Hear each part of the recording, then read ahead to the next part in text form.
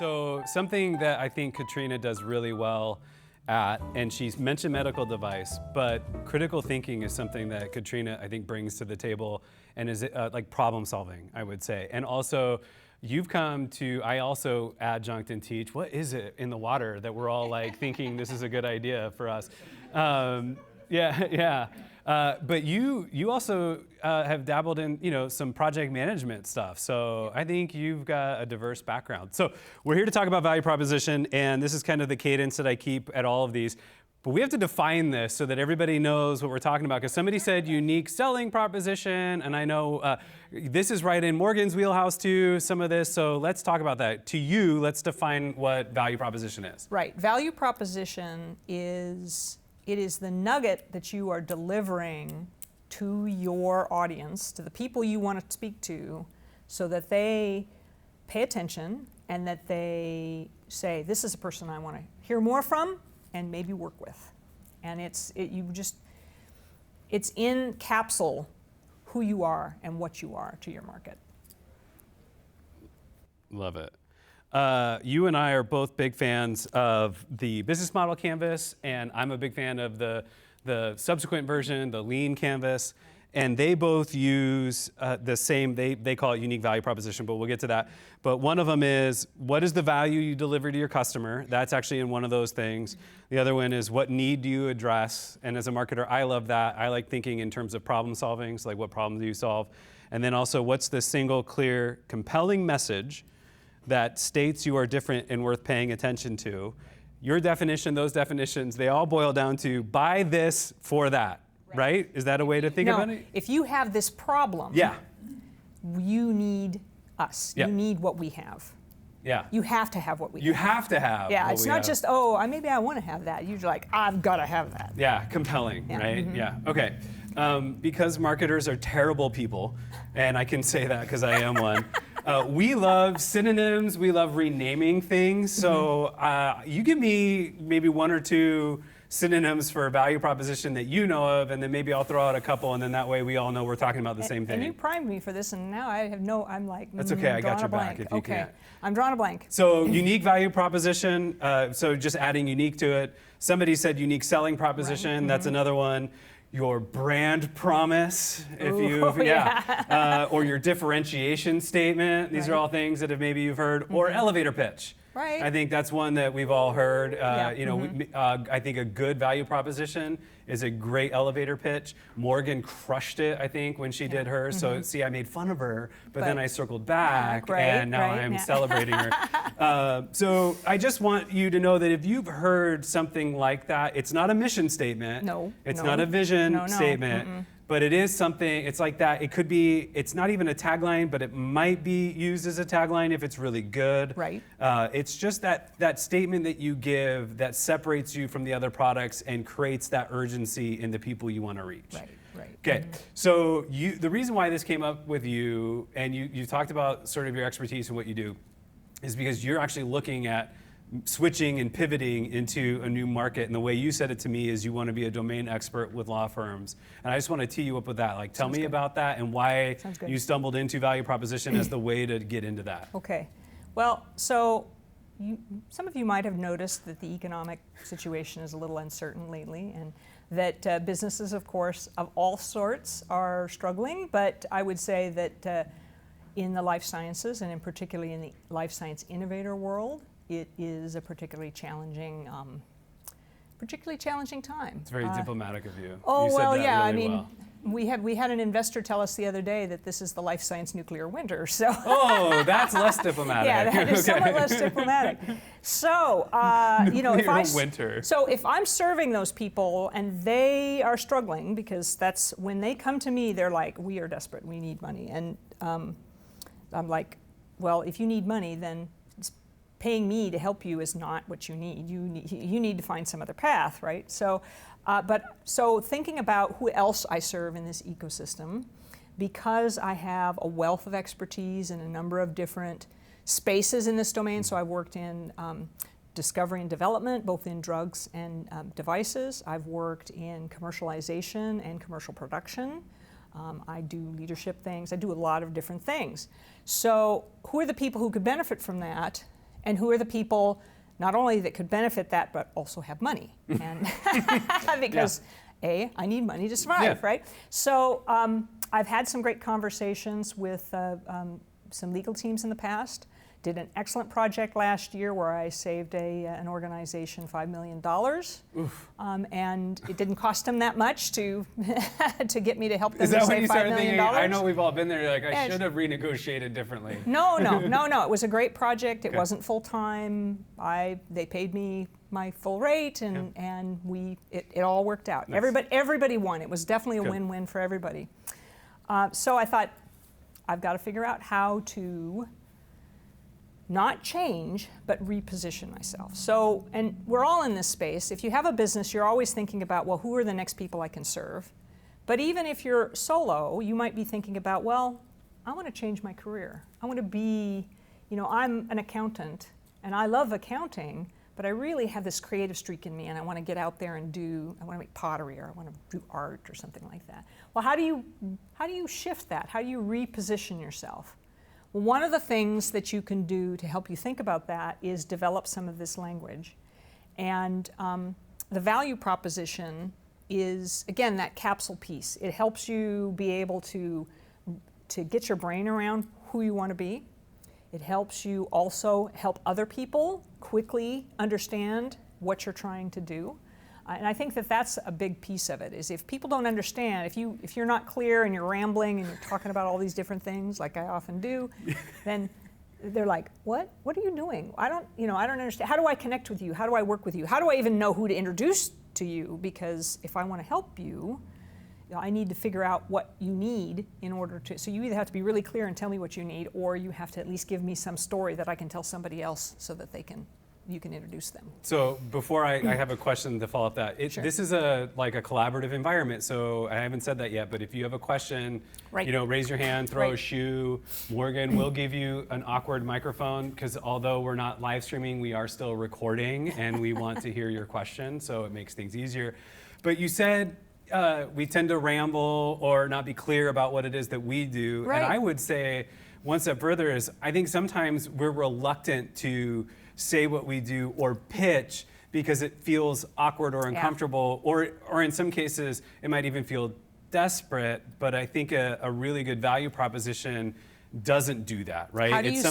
How do you sell without selling? Right, and I think again, Morgan, I think did a really great job in how she stated what she did, and if we can use that as an example, it's less awkward, it's not selling, right? So It's an introduction. It's a way to say, this go. is who I am and what I do, or what I'm really excited about, and I'd love to. So the other thing is, it's an introduction. It's an offer to have more of a conversation too. I think that, to me, like as you pointed out, right? If it's an elevator pitch, it's an opening for a conversation. Oh, that's interesting. Tell me more. You got a question? Yeah. I mean, I'm just saying, like, curiosity, right? How do you elicit curiosity in someone else to want to know more? Yeah, that's she exactly. left a lot out, right? She just kind of like, hey, I do this thing. Right. So I was just saying curiosity is a big thing to elicit from other people. Right.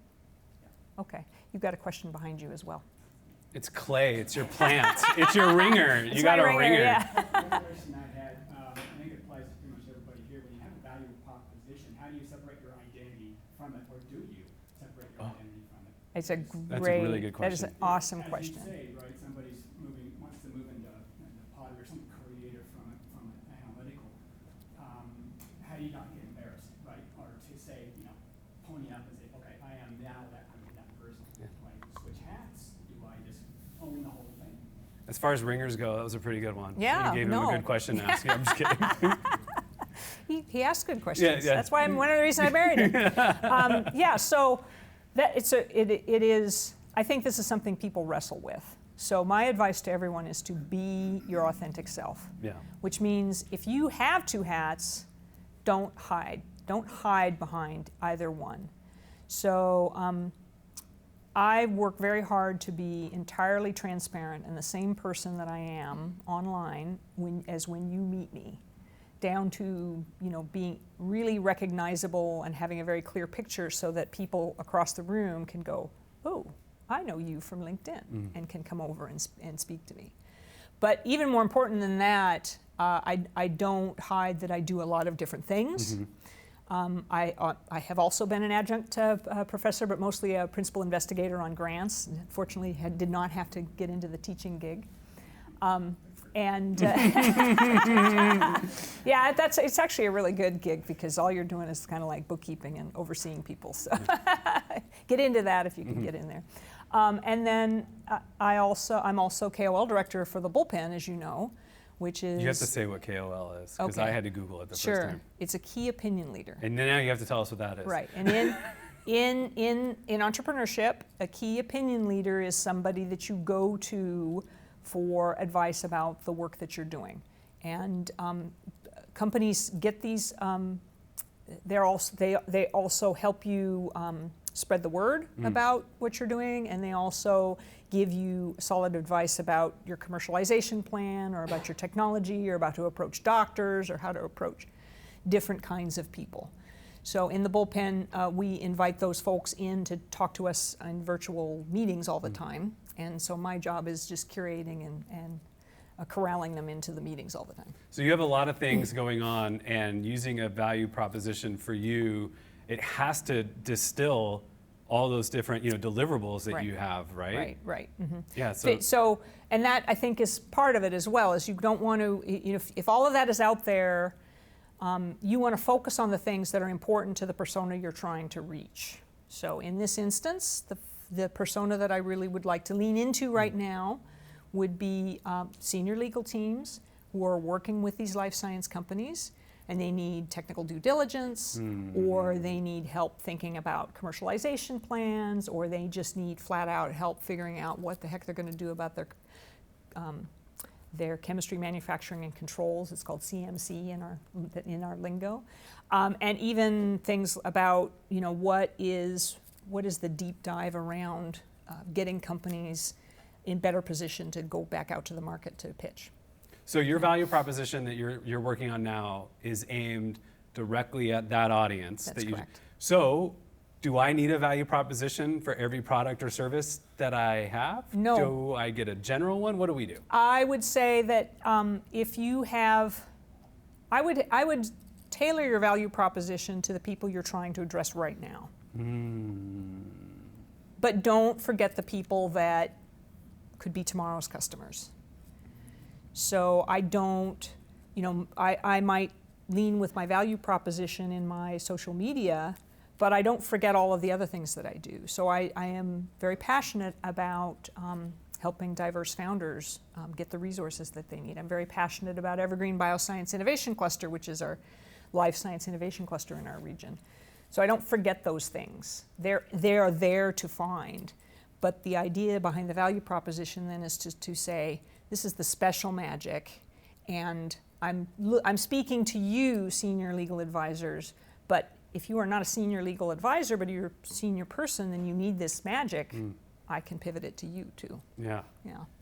So, okay, let's break this into a couple chunks. First, I want to talk about how we do it. Okay. How we do it. And we'll take questions too if you have them. But then also, what do we do with it once we have it? Okay. So first, what's a process as you understand it that we could use to go through identifying a value proposition? Okay. I took a class and then I made up a process. Okay, good. So don't be afraid to take a class in something if you're not really sure about it. That's my first piece of advice. What I figured out was that I needed to find some templates. Now, finding templates is really easy. You can Google value proposition templates and you'll get 1 million of them. You can use your Gen AI tool to give you some value proposition templates, but fundamentally what you're looking for are things that say, for people with this problem, you offer this benefit or this service that has this unique benefit, something like that, right? There's these little, it's like a Mad Libs, right? There's these little blank spots where you just fill in the verb, fill in the noun, whatever you do. So that makes that easy. You don't have to guess at what you should be doing. Then you have to figure out the words that describes your magic. And it really is about what you bring to the table or what your business brings to the table. What is really special? And that's, I think, the hardest part. Yeah. But there's lots of places to find that information. and we can talk about that as well. Yeah. So the next place is then you take those magic words, you get on a whiteboard or a piece of paper, and you start filling them in on the value proposition templates. And it starts to click. It actually, you can do it as a group exercise if you have other people you can think it through with, but it is quite a bit of fun, and you start to see how these things would fit together, and you think of other magic words, and maybe you think, oh, these value proposition templates are boring, I need something a little shorter, so I'm going to go find another one.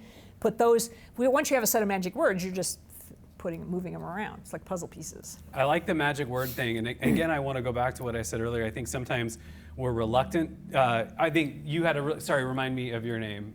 Amber. So Amber says, oh, this is what I do, and then mom goes, wow, she's being modest. This is what she really does. Yeah. And that's how a lot of us approach it, is we're reluctant to be our own advocate and our own, best fan. Yeah. So how, like that magic word, I want to, like, how do we do that? Well, one, being honest. Right. But two, being clear and giving magic. Like, how do we really do that? Don't make up the words yourself. Okay. Go and talk to your family and friends. Yeah. Look at your recommendations. Yeah. If you have not really developed a social media profile, or don't have a lot of clients that are giving you referral, look in your client referrals, right? The ones that when they give you a review and say, this is fantastic, they're full of magic words. If you don't have that, you've worked for somebody, go back to your last performance review and look and see what they said was great about you. That's risky. I love that. It's powerful. It's like that's who you are right like, this very minute. I went through this moment where I was like, I don't know that I'm as good at doing what I think I do. So I went back and started interviewing clients that were no longer clients. And at first I was terrified, but then it turned out like they all had really good opinions and great things to say. It was just something in their world changed where they couldn't, keep working. We couldn't keep working together. Right. But so, I would say, don't let that fear of past performance review or even, past client experience, right? Like the ones that you're no longer working with will tell you a lot, good or bad. Yeah. All the people who know and love you will is a have key good feedback for you, especially if you tell them what you're trying to do, because they want you to succeed. So you should be able to get lots of words that way. If you've done any kind of personality assessments, Clifton Strengths, INTB, the MBTI, there's one that I did that's called the Fascination Advantage. It's Sally Hogshead. She's got a whole book on it and stuff like that. It's sort of a different way to look at kind of personality assessments. She's got 16 different criteria, and then she's got this whole matrix thing. It's crazy. But it makes sense. I mean, when you read this, so if you've ever had one of those assessments, you look at a personality assessment and say, oh yeah, I see how some of this is very real. I see how I represent this way. I also see maybe how there's some things that maybe I over-represent that criteria, and maybe I should dim that down a little bit. But you'll find lots of magic words, and those are the things you should lean in, because that's what other people are seeing about you. That's one of the value things about personality assessments, is that generally is how other people will see you. So those are. Okay, so we have a template. We found one we like. Right. Now we've done the magic words work. Okay, and then you find one that you think, ooh, this has got some legs under it.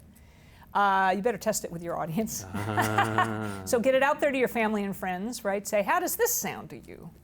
How does, what would you put in there differently?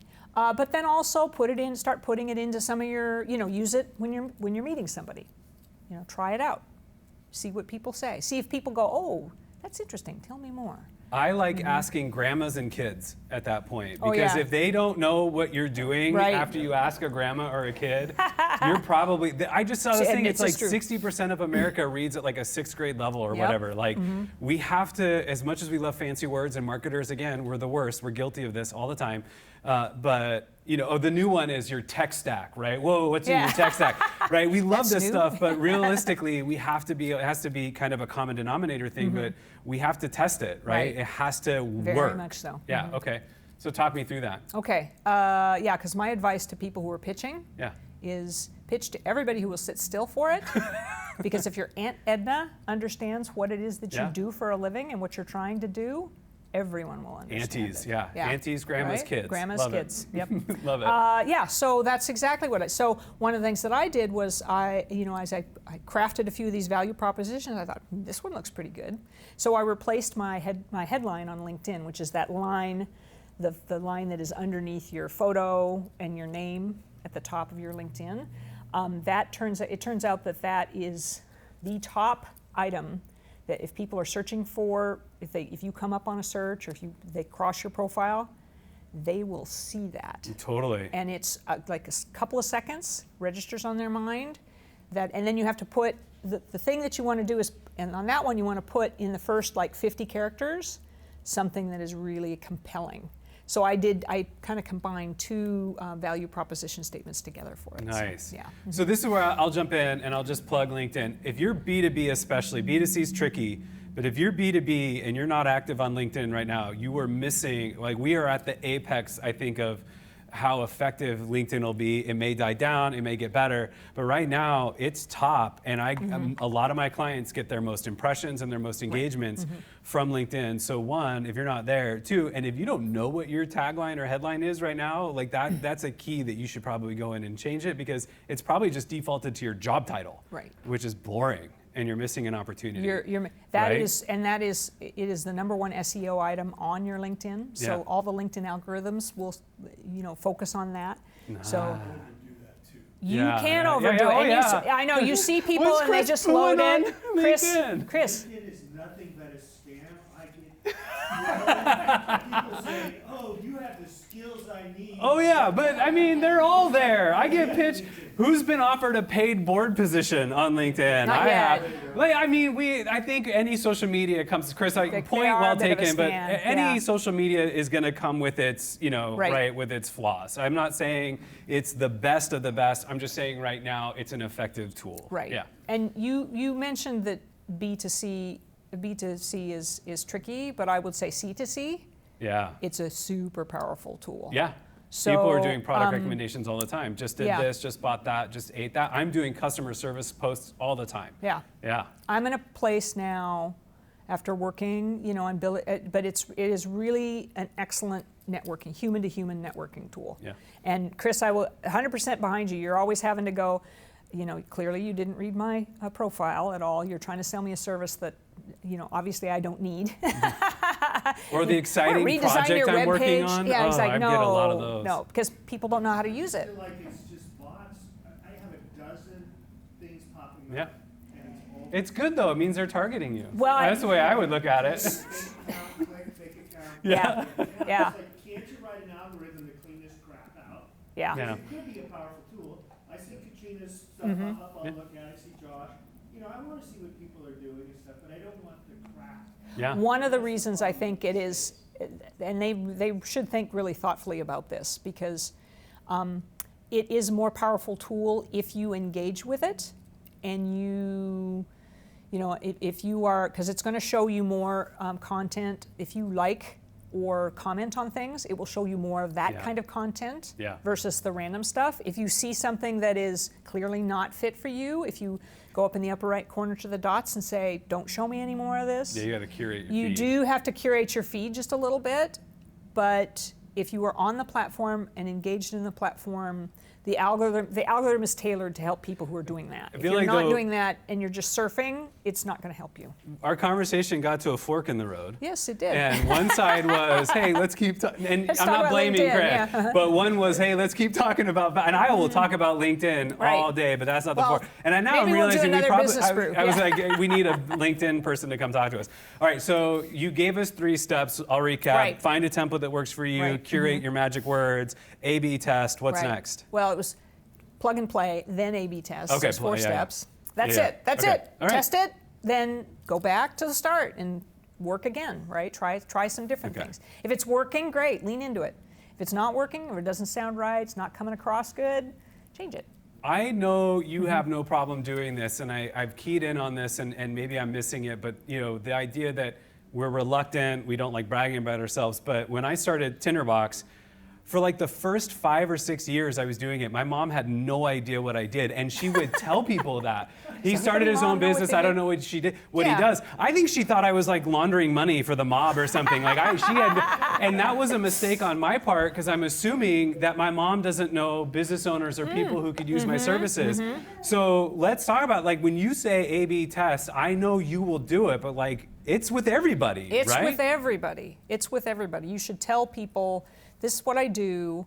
Oh, by the way, did you know what I do? And if they don't know, I just say, here's what I'm telling people now. Does that make sense to you? Do you want to ask me more questions? Do you know anybody who could help me? Right. I'm like, I mean, if Chris sees my content as he said he does, and he sees yours, but he still doesn't know what I do, I'm missing an opportunity, are, right? yeah. Because he's seeing it, well, but and he's like, missing an opportunity. Yeah. So that's the thing, is if you're not making that connection, then everybody's losing out. We're trying to make a win-win thing. So I want to empower you right now to take that value proposition and just abuse it. And if people are starting to say like, okay, I get it, you're probably just now starting to get where you're saying it enough. Right, Like, that's my takeaway. Right. Well, All right. and I'm Let's get you the thing, and let's jump in. questions, Yeah, let's go. I love it. Well, it's not so much a question as a rant. It's like a plea for sanity, right? Yeah. Because I cannot count how many times someone has hit me with an elevator pitch, and it starts with the word empower, and just my eyes glaze over. And it is so chock full of jargon. omit empower. All right, remove empower from. Yeah, and that when you said that most people read at a 6th grade level, Yeah. right? And so a lot of times people will construct a value prop in a way that like is chock full of jargon designed to impress. Yes. Right. And a lot of people, because they don't want to admit that they don't understand what's going on, Yeah. won't say anything about Yeah. like, give you negative feedback. Like, I have no idea what you're Well, talking yeah, about, what because does they that don't want mean? it, because they don't want to look stupid. Right. Yeah. So that's one thing. You want to keep it clear, concise, and simple. Yeah. So I Yeah. almost, some guy got mad at me in a bar one time because he gave me his value. He said, we empower youth, da da da da da da da da. And he's like, what do you think? And I was like, well, that sounds like rhetorical BS.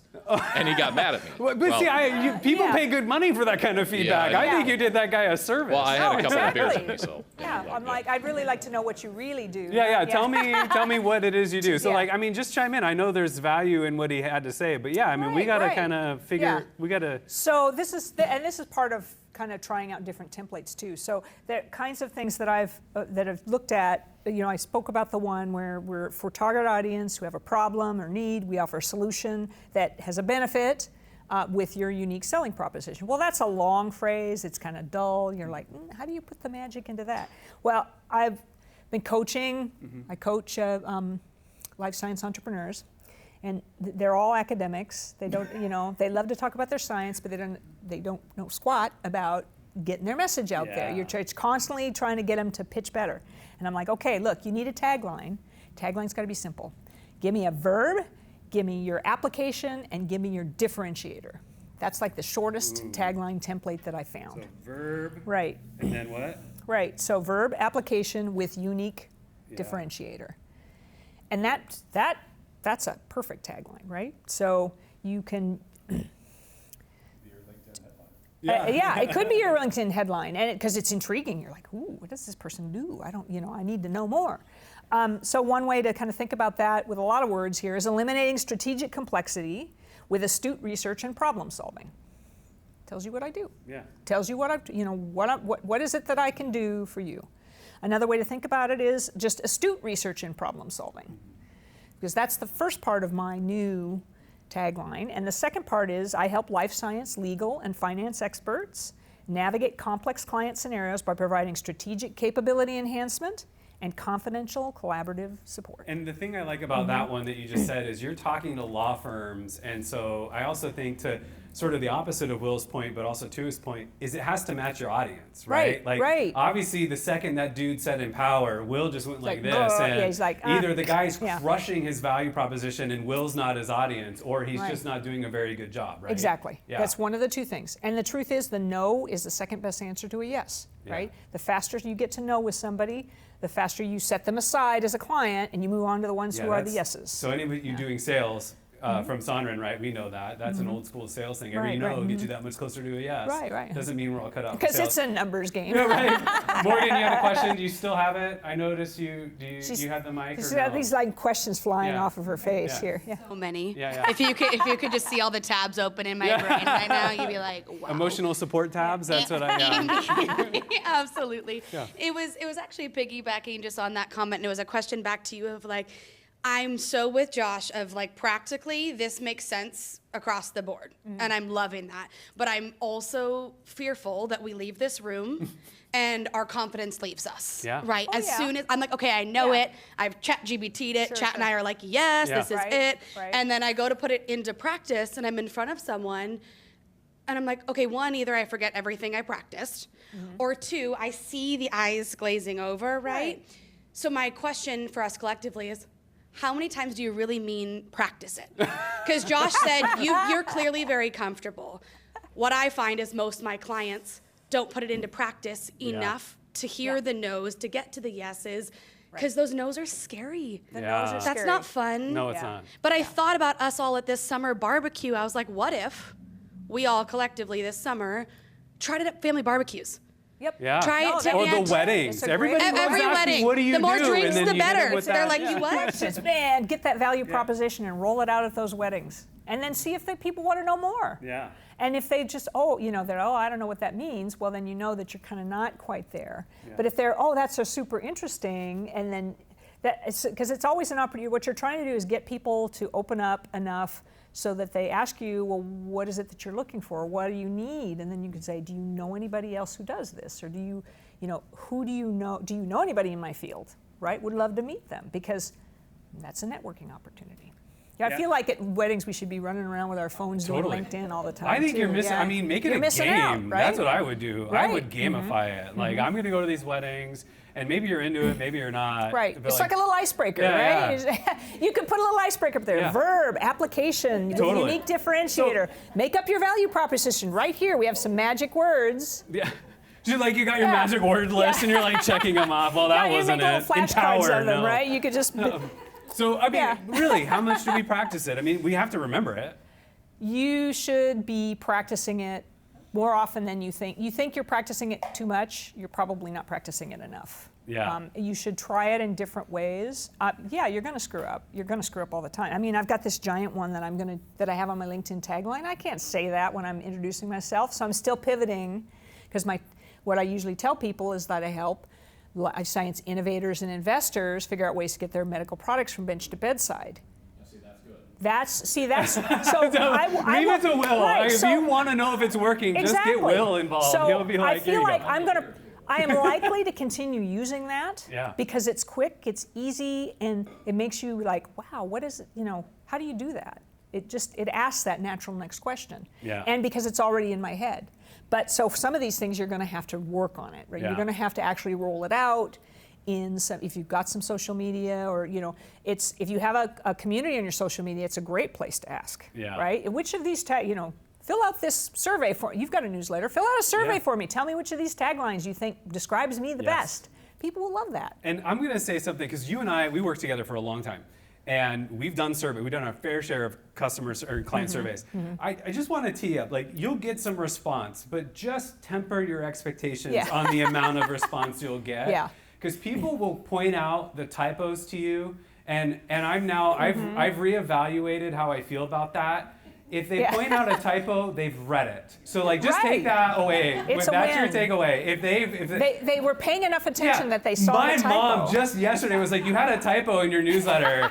and I was like, okay. She goes, my friend and I were reading it while we were getting our nails done. I was Oh like, my oh God. But then I go, they were Wait. reading it. That's the Right. takeaway. So, but Not only your mom and her friend. And her friend, and right. they might have been reading some of it out loud. Right, maybe the nail salon needs marketing help. I don't know. But I just wanted to temper your expectations on what kind of response you're going to get in surveys. Yes. Because you How and I have been much down and that what path. quantity, yeah. And just know your surveys are going to be better done in person. But yes, it's a great opportunity Right. to survey. And Yeah. typos are fine because it means they're reading them. All right, Clay's got another one. Let's jump in.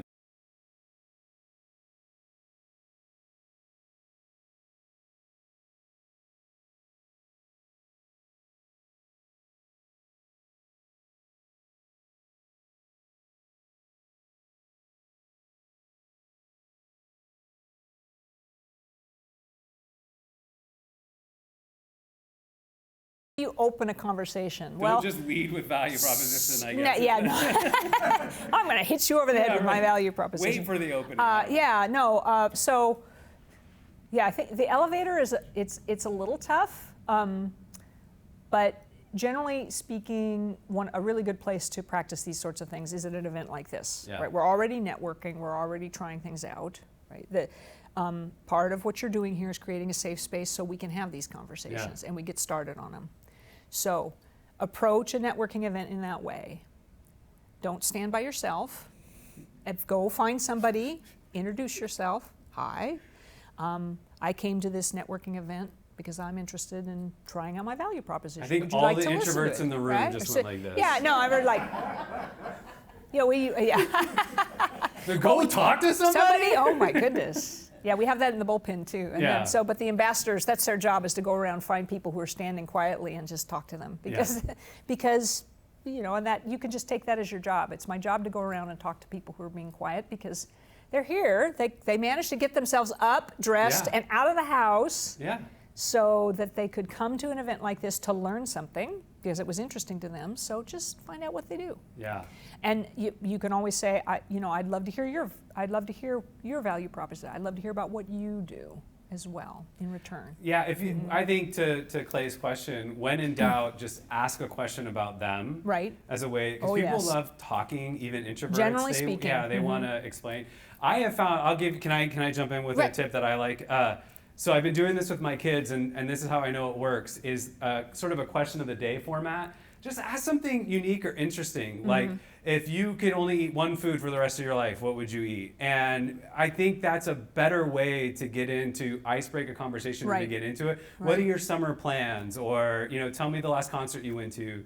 It doesn't have to be clever or fun, but it can be. If you could have a superpower, what would it be, right? Right. Like, I love sort of that question of the day mindset. If my kids, now they're looking forward to it at dinner and they remind me, if it works with them, it's going to work with an adult. Like, that's Right. kind of my mindset. So Yeah. there's my tip. Yeah, and I would say that if you're in an elevator and you want to talk to somebody who is in there, generally speaking, in that case, you probably recognize them. They don't recognize you, and you're Yeah. like, how do I break the ice, right? Say something about the weather. Yeah. But you can't go wrong. The weather is just there. The weather is always there. But also, you could ask them, "Pardon me, I don't mean to disturb you, but aren't you Yeah. this person So-and-so. who is an expert in blah blah?" So again, you're complimenting them and getting them to talk about themselves.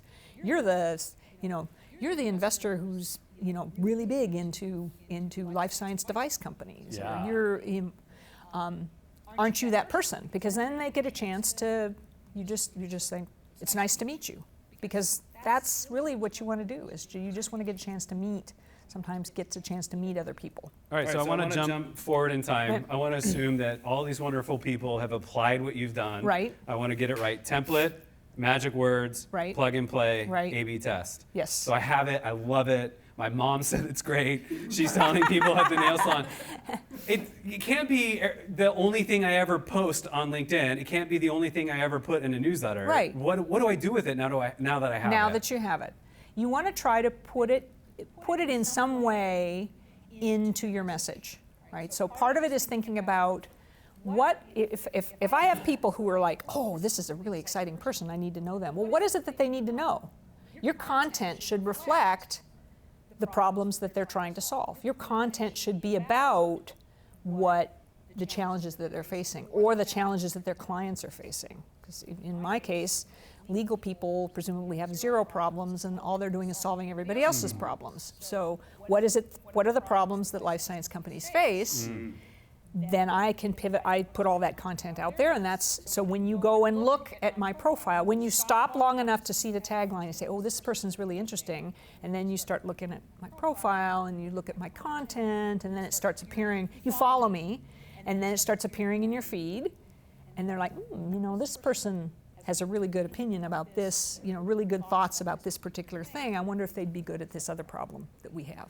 So if I hear you correct, it should be in maybe our LinkedIn tagline, and I'm Right. going to go one step further and say it maybe should be in some form or iteration on our website, or other places in where your people newsletter, in your, yeah, exactly. You're also saying it's going to reshape sort of the DNA of the content I put out.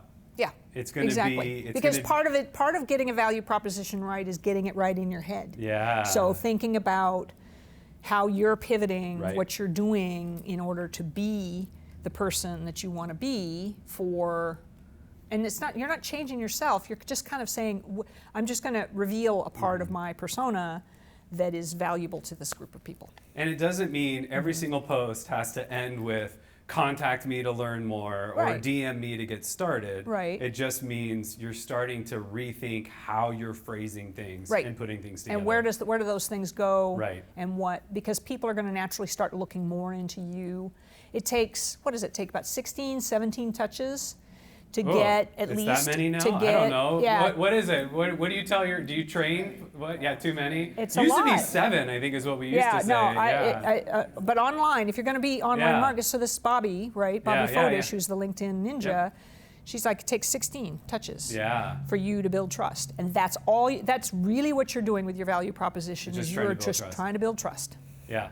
All right, I have to look at the time, so I'm not ignoring you because I want to. Okay, we Yeah, have it's 2 okay. minutes. All right. 2 minutes. I know, but we can go a little long because we're not streaming Right. anymore. We don't owe anybody anything. Yeah. It's the Wild West anymore. Hey, maybe we should ask if there's any other Yeah, that's what I was questions. going to do. Yeah. We have any other? I want to make sure we get your questions out. Yeah, Maddie, you got to have the ultralight microphone. Okay.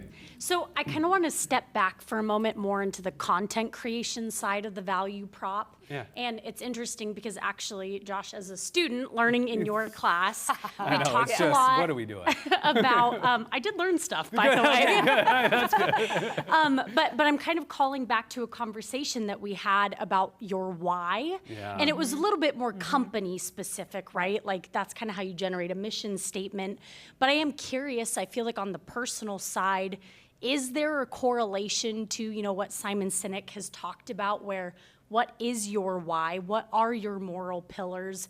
But then do you really bring that forward into your value prop? Or kind of back to one of the original questions, do you keep those separate? Yeah. So you are building an ecosystem around you and your business. So all of it connects. So you talked about lean canvases, Yeah. right? The lean canvas is awesome, but a lot of people will fill it out and then they're like, well, now what do I do with this, right? I've got all this information. And I'm like, well, Classic business question. sure, right. First off, if you don't have 6 or 7 questions you can go out and ask your customers from that lean canvas, you're not doing it right. But part of doing things like value proposition and content is thinking about how do I pull all of this together into the nugget that I can introduce myself or I can introduce my business quickly. What catches the eye and ear? What makes you think, oh, they could solve a problem that I have. I have this problem because that's all we do all day is going around. I've got all these problems zinging in my head. How do I solve these problems? And so you catch someone's eye with a way to solve a problem, they're going to stop and look. And they're going to say, is this person, could this person solve my problem or not? Maybe, maybe not. I'll just follow them for a little while.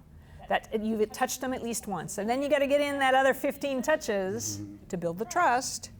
And so that part of that is also your content, which shows how you're solving problems. You solve problems for other people. This is how I do it. And oh, by the way, I've got an opinion about a couple of things because we all do have opinions. I think people want to know that their problem solvers actually put stuff out there that says, this is how I believe, and you don't have to believe it, but this is what I believe. Yeah, I was going to say, I think the mission statement is the how you operate in the world, right? These are the things that I believe. This is what's core to me and my Right. values. Some Right. of that language might come out in your value proposition, but your value proposition is the PS to that. It's what do people absolutely, because if you lead your website, for example, if you put your mission statement on your website, it's not a call to action. It doesn't really describe what you do. Right. It might if you follow that template that we talked about, but realistically, it's like mine is to serve God by serving others. Like that doesn't tell anybody what I do. Right. But if my value proposition is there and the mission is how I operate in the world, but the value proposition is, what you said, Right. it Right. delivers that value.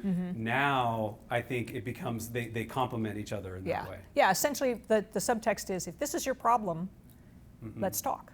Yeah. And then that's perfect call to action. I always say, as a marketer, I obsess over two questions: who's it for and what's it for? Yeah. And your value proposition does a really good job of addressing that because you're thinking about those things. All right, we'll take one more. One more question? Any questions? Any Anybody? other? They're stunned. It's hard to follow Maddie's question. It was so You good. think that your Tinder box is too close to Tinder? Well, okay, so yeah. I always preface that by saying I don't know Yeah, I when. always swipe left on his I don't know when newsletters. Tinder was actually started, but I know I've been doing this since 2012 or 2013. So I don't know. Maybe we came out at the same time, but I don't. Tinder was not a thing when I came up with. And Tinder you box. don't spell Tinderbox. Yeah. Any way to come up with the Yeah, name? no, it doesn't. All right, you one more question. Yeah, thanks, Morgan. Appreciate you. Okay, all right. He's just here for the chat. All right, yeah, let's do it. We'll end on So this. one. going back to the beginning of your conversation, changing your value proposition. You What's classic too example. often? Ooh. What is not enough? What is like? How do you recognize when it's time to change? I guess maybe that's the question. I feel like there's a conversation here, right? Yeah. with about the purpose, right? What is your purpose? So it's that voice in your head is going to tell you when it's time to change. You will know when it's not. If it's not resonating, it's often quite obvious. So you just have to be listening. So if the top line isn't staying solid, if you are not quite satisfied with the projects you're working on, if you're working too hard, rethink your value proposition, because you probably are. That level of awareness comes from the advice that you offered earlier, and that is go figure out what other people think. 'Cause you needed to figure out how to not be tone deaf Right. Yeah. to your own Yeah, your own voice. Yep. environment. Yep. Yep. You're like, okay, this isn't it. Yeah. Right. Again, talk to your grandma, because your mom loves you and will likely want to brag about you. But Yeah. your grandma will be like, man, you have been sucking up for years here. Going back to, I'm sorry, I'm going to forget your name. What she had said earlier too, like how much is enough practice? I think it's an ongoing Yeah. thing. It's always. Even when you feel you've nailed it, you Right. use that as a feedback loop, right? Right. So then Right. that also prompts you when you need to start modifying, I think. Very, And I would say very too, true. if it's working, it's that old idiom: don't fix it. If it's not broken, don't fix it. So if it is working, it probably doesn't. And marketers are the worst of this. Graphic designers are the worst of it. We get bored with our own stuff, and so we think we have to change it. And I think if it's working, fight that urge to change it. All right, that's a great thing to end on. I want a round of applause for Katrina, because she just crushed it today. So great.